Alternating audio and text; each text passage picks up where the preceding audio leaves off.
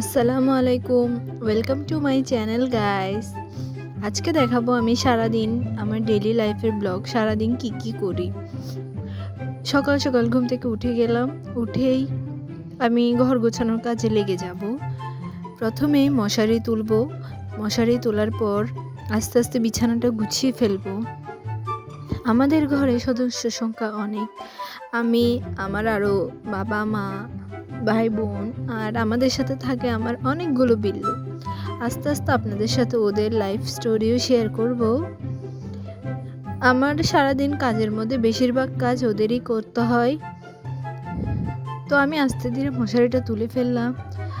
আপনারা যদি পছন্দ করেন লাইক, শেয়ার এবং সাবস্ক্রাইব করবেন।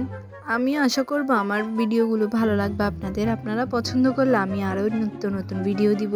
এই যে দেখুন, আমাদের একটা বিল্লুর বাচ্চাকে নিয়ে নিলাম। ও খুবই আরামে ঘুমাচ্ছিল, কিন্তু আমার তো গুছাতে হবে, তাই ওকে এক সাইডে করে আমি কম্বলটা রাখতে চলে গেলাম। আমাদের ভাঙা ঘর, যদিও মাটির ঘর, টিনের ঘর, তবুও আমাদের কাছে অনেক শান্তির। এই যে কম্বলটা রাখা শেষ। এবার আমি আস্তে ধীরে এগুলো আরো ভালোভাবে পরিষ্কার করার চেষ্টা করব। আমাদের ছোট বিল্লুর নাম মেপল। বেডশিটটা উঠিয়ে নিব। সারাদিন বিল্লুদের কাজ বলতে অনেক রকম কাজ। ওদের খাবার দেওয়া, ওদের খেয়াল রাখা, ঠিকমতো সব ধরনের যত্ন নেওয়া।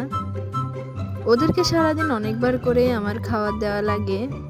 ওদের খাবার হলো মাছ, মাংস দিয়ে ভাত মেখে দিলেই ওরা সুন্দরভাবে খেয়ে নেয়। দেখুন ম্যাপল একদম ছোট পিচ্চি বাচ্চা। আমাদের একটা বড় বিল্লু, মা বিল্লু ডিম্পলের বাচ্চা ম্যাপল। ওর আরও একটা বাচ্চা আছে, ওর নাম স্নোফল। আমি কথা বলতে বলতে বেডশিটটা উঠিয়ে ফেললাম। এবার নতুন পরিষ্কার একটা বেডশিট বিছিয়ে দিচ্ছি। সারাদিন ওরা উঠানামা করে, তাই বেডের মধ্যে বিছানার মধ্যে সবসময় বালি ভর্তি থাকে। তবুও কি করব, শখের জিনিস, ভালোবেসে পারি। এবার বেডশিটটা বিছিয়ে নিব। শুধু রুম গুছানো ছাড়াও সারাদিন আমার অনেক কাজ থাকে। আমার আম্মু অসুস্থ, তাই সারাদিন কাজ সব আমারই করা লাগে, বড় তাই। আমি মাদ্রাসার ছাত্রী, তাই আমি সবসময় এইভাবে বোরকা পরে আপনাদেরকে ভিডিওগুলো দিব। আশা করি আপনাদের ভালো লাগবে। দেখুন ম্যাপল দেখছে আমি কিভাবে কাজ করছি।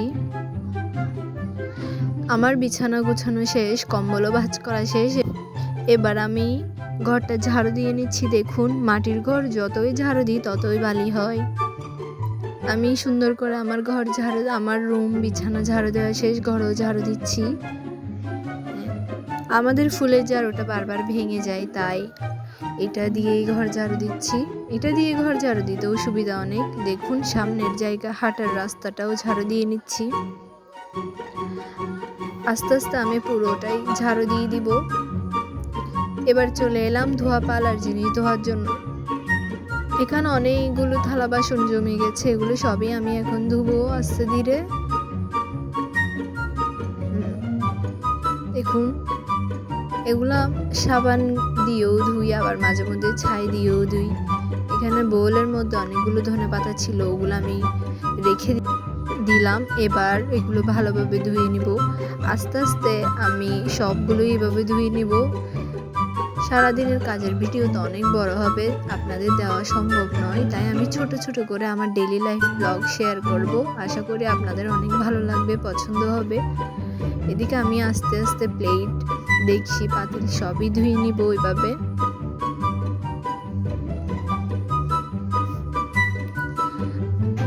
আমি নিয়মিতই চেষ্টা করব আপনাদেরকে ভিডিও দেওয়ার, এবং আমার ডেইলি লাইফের পাশাপাশি আমার বাচ্চা, আমার বিল্লুদের ভিডিও দেওয়ারও চেষ্টা করব।